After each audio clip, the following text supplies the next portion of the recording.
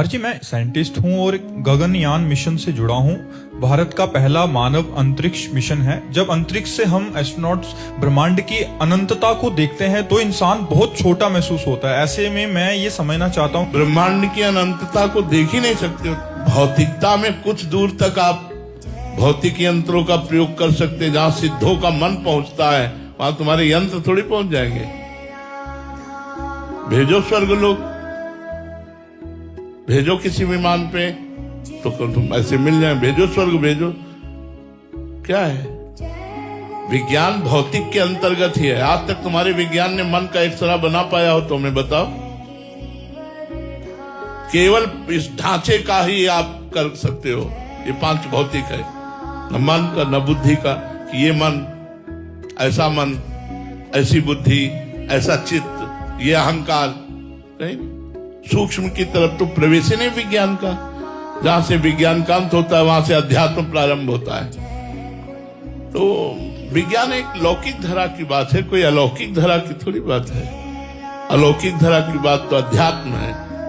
बहुत एक सुलझे हुए आए हुए थे इसरो के ही मर्जी साइंटिस्ट। हाँ, तो उन्होंने कहा था कि आप भी एक साइंटिस्ट है और मैं भी एक साइंटिस्ट हूं, लेकिन मेरी साइंस जहां से समाप्त होती है वहां से आपका विज्ञान प्रारंभ होता है। वो आप बहुत अच्छे थे, सुलझे हुए थे, बहुत अच्छे थे। तो विज्ञान केवल पांच भौतिक रचना तक ही, वो भी एक लिमिट, एक सीमा, इसके बाद नहीं। मर्जी आपका भाव है कि अंतरिक्ष की खोज और आंतरिक खोज, जो आत्मा की खोज है, हमें क्या एक ही सत्य तक पहुंचाती है? ये भी ब्रह्मांड उन्हीं का है। क्या बाहरी खोज कितनी कर सकते हो? बता तो रहे। किसी में पावर हो, स्वर्ग जाके दिखाओ। में जाओ, देवराजेंद्र से हाथ मिलाओ जाके। है तुम्हारे जाकर देवराजेंद्र? क्या कुछ नहीं, एक त्रिभुवन का राजा है, मिलो जाके। कोई यंत्र, कोई मंत्र, कोई तंत्र, कोई सामर्थ्य ऐसी, चलो। अरे भगवान की माया बहुत बड़ी। आप ब्रह्म स्तंभ पर्यंतम साहब, अंतर की खोज वाली बात। तुम बाहर की खोज से बाहर से क्या मिल जाएगा? कि तुम्हारा राग मिट जाए, तुम्हारा काम मिट जाए, क्रोध मिट जाए, हिंसा मिट जाए, तुम्हारा वैर मनुष्यता मिट जाए, तुम्हारे अंदर मनुष्यता आ जाए, देवत्व आ जाए, शांति फैल जाए, सुख फैल जाए। यह है विज्ञान।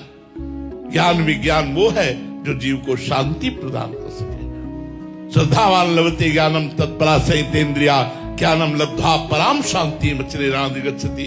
दुख सुख सहन करने की सामर्थ्य आ जाए, मनुष्य जीवन परमानंदमय हो जाए।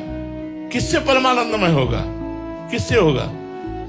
आप बताइए। हमें विज्ञान का जो लाभ है वो परमानंद की प्राप्ति थोड़ी है। इस शरीर का ही चीर फाड़, शरीर की औषधि